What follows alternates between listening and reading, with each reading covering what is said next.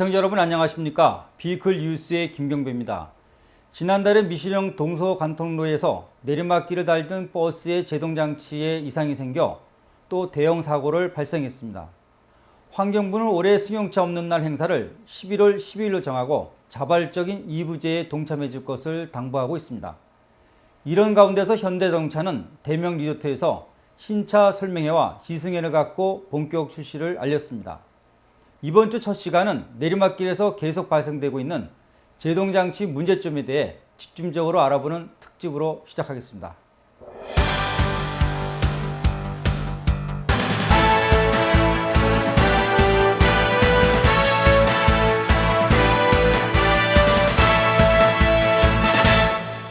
자동차 제동 시스템에서 마찰을 일으키는 부품은 승용차종은 디스크, 대형차종은 대부분 드럼 타입으로 되어 있습니다. 오늘은 왜 유독 대형 차종에서만 브레이크가 작동되지 않아서 대형 사고를 일으키고 있는지를 상세하게 알아보겠습니다. 버스 제동장치 마찰력을 상실시키는 원인으로 밝혀진 과열 상태에 대해 국내 최초로 실차 시험을 마친 대덕대학 자동차학부 이호근 교수님을 스튜디오에 모셨습니다. 이호근 교수님, 안녕하십니까? 예, 안녕하십니까? 네. 바쁘실 텐데 이렇게 서울까지 찾아주셔서 감사드립니다. 예. 이번에 버스를 대상으로 하신 실차 시험 목적은 어떤 뜻에서 시행하셨습니까? 여름철에 버스 관련된 각종 사고가 많이 발생합니다. CNG 탱크 폭발 사고나 타이어 파손 사고나 브레이크 드럼의 파열로 인한 제동력 상실 등 여러 원인들이 있는데요. 그것에 대해서 전반적으로 원인 조사를 위해 시험을 수행했습니다. 네. 그 재생타이어 특집 때 말씀하신 파열 원인을 밝힐 수 있는 실차 시험을 직접 시행하신 것이네요. 예, 그렇습니다. 당시 예측했던 결과적으로 이제 결과는 좀 나왔고요. 그 여러 가지 원인들, 이제 CNG 탱크의 영향이라든지 아니면 공기압의 차이, 아니면 트레드 깊이의 차이, 버스 회사별 차종의 차이, 그런 것에 대한 여러 가지 종류에 대한 실험을 다 수행했습니다. 네, 그 고온이 계속되는 날씨일수록 CNG와 LPG 용기는 물론이고 타이어 또한 재생뿐만 아니라 신생까지 폭발하는 사고가 있었는데요. 여기에는 그만한 이유가 있었다는 뜻인가요? 네, CNG 폭발 사고는 지난 2008년부터 문제의 심각성이 제기되어 오다가 지난 8월 사고로 문제점이 세상에 알려지게 되었습니다. 네.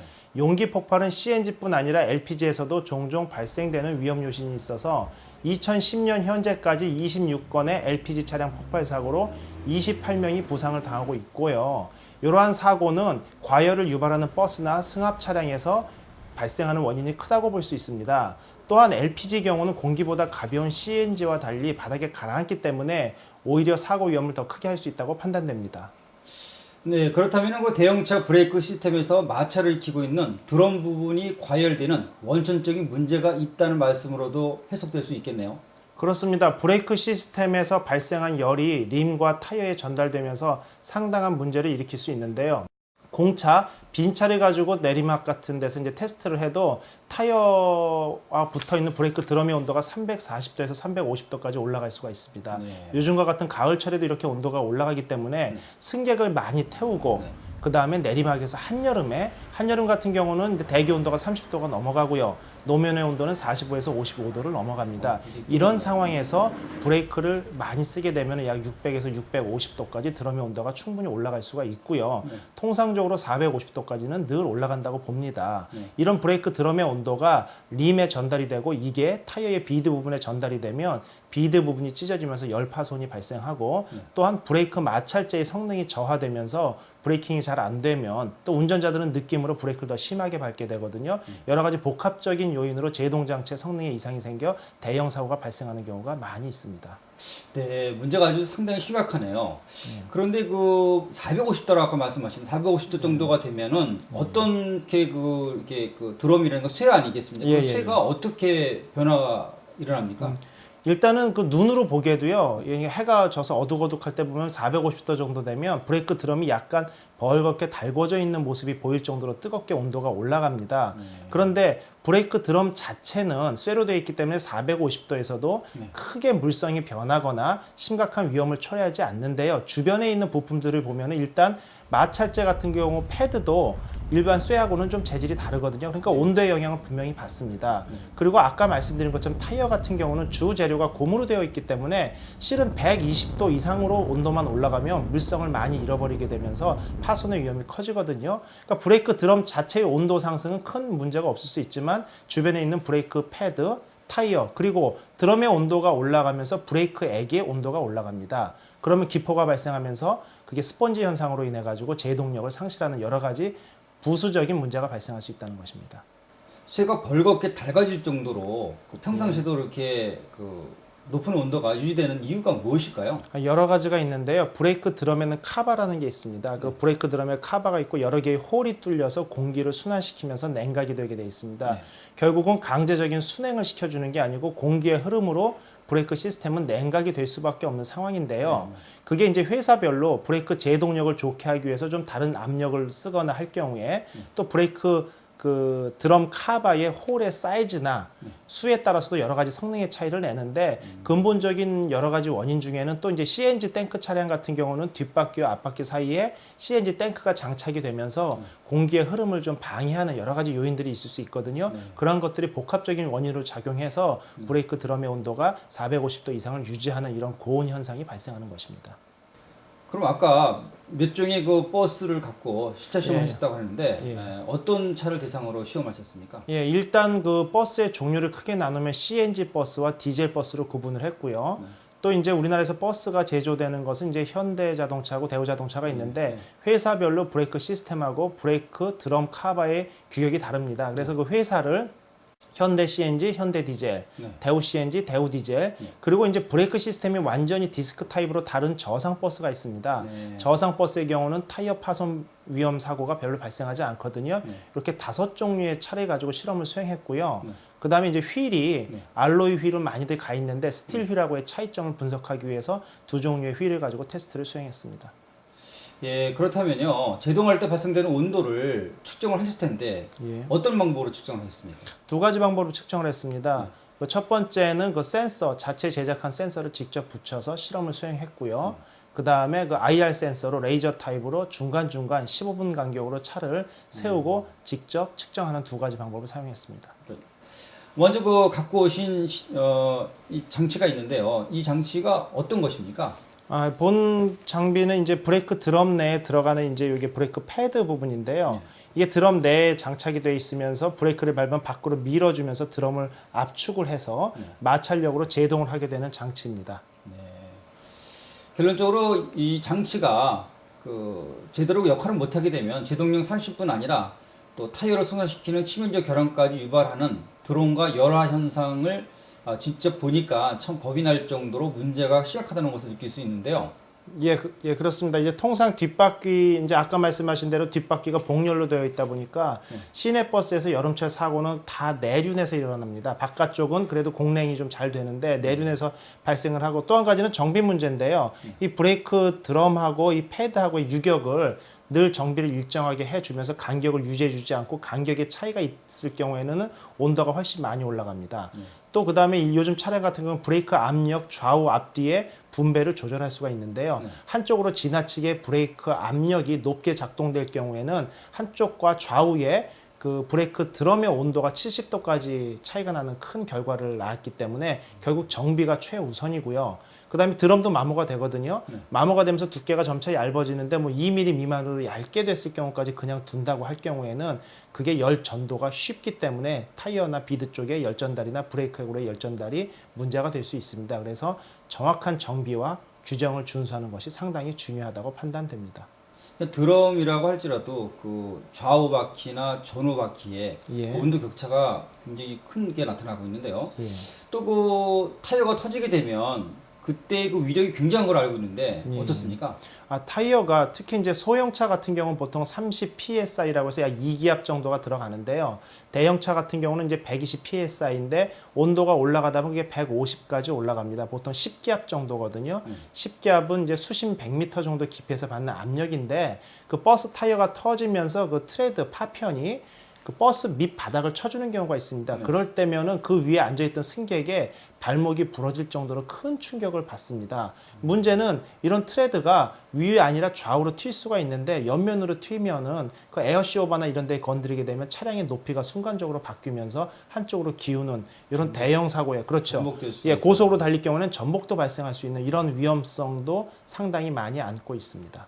또 예를 들어서 비산된 그 파편에 예. 옆차, 그 승용차 같은데 이렇게 유리창을 맞게 되면 유리도 파손돼서 탑승객에도 그 상해를 입힐 수 있겠네요. 예, 그 정도의 충격은 일반 승용차용 타이어도요. 네. 보통 승용차용 타이어 이제 고속 내구 성능 실험하는 데는 밀폐돼서 사람이 들어갈 수가 없는데 타이어 파편이 튈 경우에는 철로 된 구조물이 휠 정도로 강한 충격이기 때문에 혹시 그런 파편이 튀어서 옆 승용차나 뒤에 쫓아오는 차량의 앞유리나 범퍼나 타이어를 때리게 된다면 대형 사고로 이어질 가능성이 충분하다고 보여집니다. 뭐 어쨌든 그 큰 차 옆에는 가급적이면 안 있는 게 좋겠네요. 예, 예. 예, 또 그 지난달에는 일명 마의 구간으로 불리는 미시령 동서 관통로에서 제동력을 잃은 버스가 긴급 제동 시대에 충돌하는 사고가 발생했는데요. 이건 어떻게 보십니까? 네, 안전벨트 착용과 이런 사고 때 충격해서 차를 멈추게 하는 장애물이 있었기 때문에 대형 사고였지만 대형 참사는 간신히 모면했는데요. 네. 이런 문제는 험로 구간, 특히 내리막길이 계속되는 구간에서는 엔진 브레이크로 속도를 조절해야만 하는데 네. 그렇지 않고 주로 이제 풋브레이크에 의해서 속도를 조절하다 보면 네. 과열로 인해서 이런 사고가 발생할 수 있는 상황이 많이 발생합니다. 네. 말씀드렸듯이 드럼 내 온도가 마찰재를 뜨겁게 달굼으로써 평지에서는 아무 문제 없던 라이닝이 어느 순간 갑자기 마찰력을 잃게 하는 원인으로 작용되기 때문에 실제 이로 인해 참변을 당하는 경우가 적지 않다고 보여집니다. 네, 이 사고 원인도 결국은 마찰재가 달궈지고 또 고온과 고열을 극복할 수 없는 그 품질 문제 때문에 발생된 것으로도 볼 수 있겠네요. 네, 그렇습니다. 탑승객에 의하면 미시령 터널을 빠져나와 고갯길을 내려가는데 브레이크가 타는 냄새가 심하게 났다고 사고 직전 상황을 설명했습니다. 또 사고를 목격한 미시령 동서관통로의 직원도 도로를 순찰하던 중 울산바위 전망대 주차장에서 도로로 진입하는 순간 손살같이 내려가더니 긴급 제동시설로 들어가 산비탈을 들이받았다면서 자칫하면 순찰 차량도 버스에 받칠 뻔했다고 말해서 브레이크 시스템의 파열보다는 저품질의 마찰재가 고온을 못 이기고 마찰 계수를 상실한 것이라고 생각이 듭니다. 네, 이 교수님, 울산바위 전망대 인근에서 발생된 사고 외에도 원인을 제대로 밝힐 수 없는 제동장치 관련 사고가 많지 않습니까?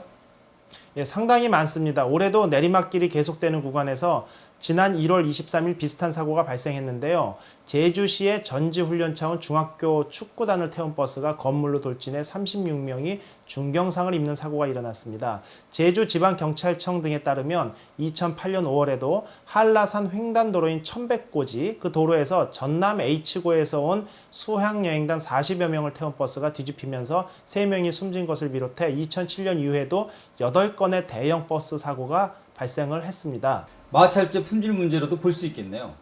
네, 3월 30일에도 삼척시 원더그 월천리 일명 갈령제 인근 7번 국도에서 6명의 사망자와 13명의 부상자를 낸 부산발 속초행 시외버스 추락사고가 있었고 또 2009년 11월 22일 오전에도 강원도 양양군 고갯길인 한계령 구간에서 버스가 도로를 이탈하는 아찔한 사고가 일어났지만 다행히 인명피해는 발생하지 않은 사고가 있었는데요.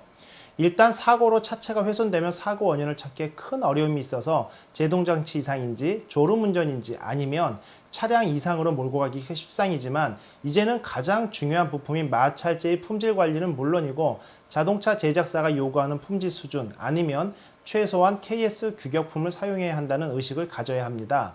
버스 안전을 담당하는 국토해양부나 마찰재 품질 규격을 제정하는 기술표준원도 대형 사고와 직결될 소지가 큰 마찰재 부품을 아무나 만들어서 판매하고 가공하도록 방치해서는 안 된다고 생각합니다. 네, 정말 브레이크와 관련된 의문의 대형 교통사고들이 많이 발생이 되고 있는데도 원인이 정확하지 않다고 해서 중요 부품에 대한 관리의식을 갖지 않는 것도 큰 문제겠네요. 그래서 이번에는 기술 표준은 브레이크 마찰재 관련 KS 규격을 담당하는 담당자 인터뷰를 준비해봤습니다. 자동차 성능이 날로 좋아지고 있는데요. 그렇다면 마찰재 표준 규격도 향상이 돼야 될 것 같은데 언제 어떻게 개정이 됐는지 궁금합니다.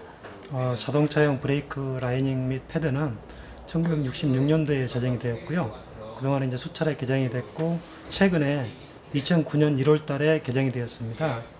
그 주요 개정 내용을 보면은 이전에는 정속 마찰 시험을 하던 것을 실제 주행 조건에 유사하게 동적 마찰 시험으로 이제 개정이 되었습니다.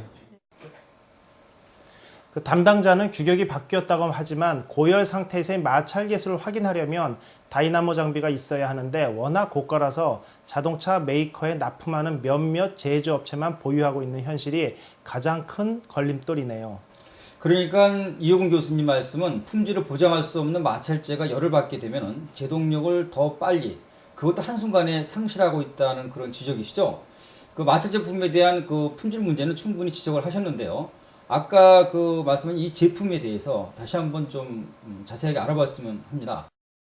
예, 본 라이닝 슈는 브레이크 드럼 내부에 장착이 되어 있으면서 그 브레이크의 압력을 통해 가지고 브레이크 드럼 쪽으로 마찰이 발생하게 됩니다. 그래서 접하면서 마찰로 인해서 차를 제동하게 되면서 이 마찰 열이 상당히 크게 발생을 하는데요. 이렇게 자동차의 안전과 관련된 중요 부품이면서도 케이스 규격을 반드시 획득해야 되는 의무 제품이 아닙니다.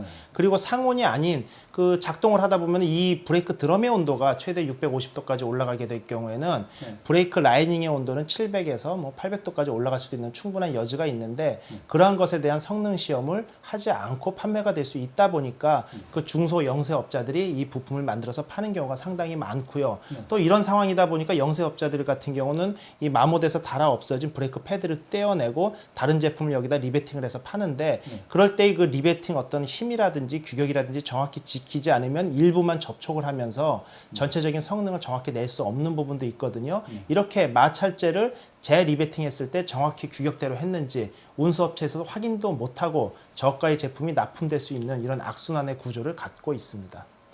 네, 지금까지 말씀을 정리해 보자면 시중품들에 대한 품질 검사도 필요하지만 재사용되고 있는 이런 슈에 그 리베이팅 되는 마찰제 또한 그 품질이 철저하게 관리될 수 있는 방안이 필요하다는 말씀, 그렇게 해석이 되는데요.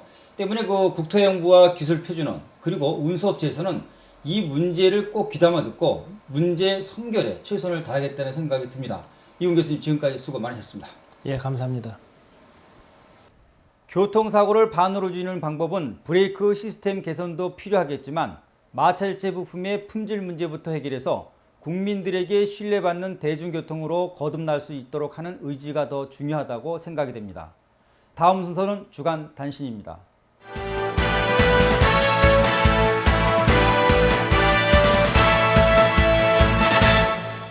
현장 취재를 한 유영 리포터가 스튜디오에 나왔습니다. 유영 리포터, 안녕하십니까? 안녕하세요. 어떤 소식을 준비하셨습니까? 네, 환경부가 매년 시행하고 있는 승용차 없는 날을 취재했는데요. 화면으로 함께 만나보시죠. 세계 차 없는 날로 지정된 9월 22일마다 승용차 없는 날 행사로 도움을 준 환경부가 올해는 G20 정상회의 개최 기간 동안 교통 혼잡 해소에 도움을 주고자 11월 12일 승용차 없는 날로 지정했습니다. 환경부는 매년 9월 22일을 승용차 없는 날로 정하고 승용차는 두고 대중교통을 이용하자는 시민 자발적 참여를 유도해 오고 있습니다. 승용차 없는 날은 1년 중 하루만이라도 자가용 이용을 자제하고 대중교통을 이용하자는 취지에서 시작된 세계적 행사로 올해는 서울을 위시한 경기와 인천, 부산, 대구, 광주, 울산, 대전 등지에서 현명한 이동, 더 좋은 삶이라는 주제로 다채로운 행사가 열린다고 합니다. 자동차가 없으면 매연도 없어질 거고요. 그러면 도시 환경도 좋아질 것 같고요. 그리고 또 119나 같은 위급한 상황에 있는 차들이 금방금방 이동할 수 있을 것 같아서 굉장히 좋은 제도인 것 같아요. 앞으로 더 시행됐으면 좋겠어요. 네, 올해는 추석과 겹쳐서 승용차 없는 날 행사를 G20이 개최되는 기간을 옮긴 것이군요. 네. 다음 소식은 또 어떤 내용입니까? 네, 11년 만에 부활한 신형 엑센트 설명회와 시승회를 준비했는데요. 화면 함께 만나보시죠. 현대자동차가 전북 변산반도에 소재한 대명 리조트에서 양승석 사장 등 현대차 관계자와 기자단 100여 명이 참석한 가운데 프로젝트명 RB 엑센트 신차 설명회 및 시승회를 가졌습니다. 11년 전에 등장했던 엑센트가 화려한 부활과 함께 소형차 역사를 다시 쓰기 위해 돌아왔다는 캐치프레이즈를 내걸고 완벽한 출시 준비를 마친 것입니다. 주로 20, 30대의 젊은 층을 집중 공략하기 위해 슬리곤 다이내믹의 디자인 컨셉트에 미래지향적이고 스포티한 스타일로 완성도를 높인 차라고 합니다. 동급 최고로 1.6 GDI 엔진에 6단 자동 변속기 채택, 그리고 동급 최강의 안전과 편의 사양 적용으로 중형차급 동력 성능으로 볼 수 있는 140마력의 17kg의 토크의 연비 또한 동급 최고인 리터당 16.7km를 주행할 수 있다고 합니다. 현대차는 내년 국내 시장에 총 2만여 대의 엑센트 공급 계획에 올해 8월부터 중국 시장에 출시한 중국형 베르나에 이어 내년 1월에 러시아에 출시될 솔라리스를 시작으로 본격적인 해외 현지 생산 체제를 구축할 예정이라고 합니다. 이번에 개발한 신형 엑센트는 기존 소형차에 식상했던 소비자들의 불만을 해소시켜주는 걸 타겟으로 했습니다. 예를 들면 너무나 무난했던 디자인들은 아주 스타일리시하고 다이나믹한 스포츠카 같은 느낌을 갖게 디자인을 했고요. 파워트레인도 준중형 차에 못지않은 고성능을 낼 수 있는 파워트레인을 탑재함으로써 굳이 준중형 차를 구입하지 않더라도 충분히 그 엑센트 안에서 자기의 카라이프를 즐길 수 있는 그런 방향으로 개발을 했습니다. 네, 이번 주에도 현장을 열심히 뛴 네. 유영 리포터 수고 많으셨습니다. 감사합니다. 자동차 성능에 적합한 마찰제 부품, 한마디로 자동차 제조사에서 적용하고 있는 품질이 지킬 수 있는 마찰제만 제조하고 판매할 수 있는 제도 마련이 시급하다고 판단이 됩니다. 이번 주 준비한 소식은 여기까지입니다. 저는 다음 주 시간에 다시 찾아뵙겠습니다. 시청자 여러분, 안녕히 계십시오.